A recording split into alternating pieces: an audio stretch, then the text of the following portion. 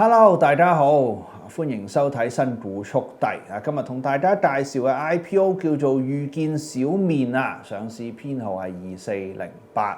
我諗都唔使我多介紹啦，而家全香港都好見到好多佢哋嘅分店啊。作為一個中式麵館嘅連鎖啊，咁我認為咧內需咧哪管係集中喺內地抑或香港都好啦。係比較沉悶少少嚇，而且咧經濟嘅數據參半嘅時候咧，老實講，我覺得呢啲股份可能炒作味就會低啲嘅嚇。11月27號開始招股啊，12月2號早上9點30分截止認購啦。首掛日係12月5號嘅嚇，發行嘅價格係5個6毫4至7個04啊，每手嘅入場費3500蚊多啲，集資額咧少喎，6.8個億啫嚇。